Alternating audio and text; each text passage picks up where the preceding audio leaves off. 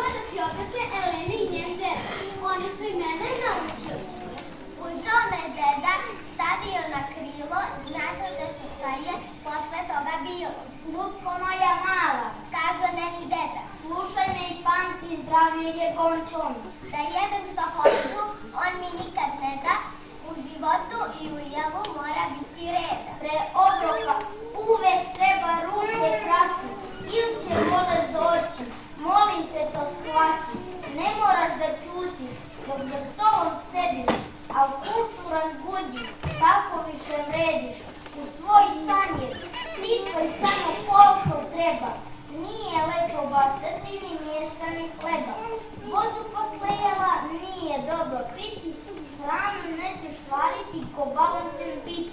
I na kraju slušaj, još mi deda reče, kad završiš obrok, ovo je najpreče. Iako si mala, hvala. Mami, tad, dragom Bogu, što su ti to dali. Što si bre, ti zdravlje dosana, što ja kažem, ti suprotno u črvecu. Zar nije lepše da su bolesni, da ne idu u školu, da ne mogu da trče? Bolest je tako divna. Deco, da li više volite da ste srećni i zdravi ili da ste bolesni i da primate injekcije? Zdravi!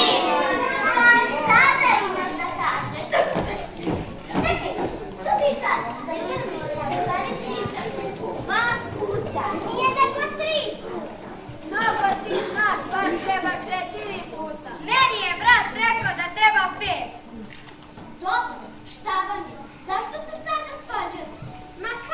Tanja kaže da dnevno treba da jedemo 2 puta, a u stvari treba da se jede 3. Nije 3 nego 5. Nije 5 nego 4 puta. Dobro bre, jer morate uvek da se svađate.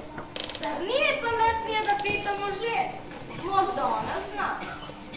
Doručkujem sam, ručak sa drugom delim, večeru sa društvom celim.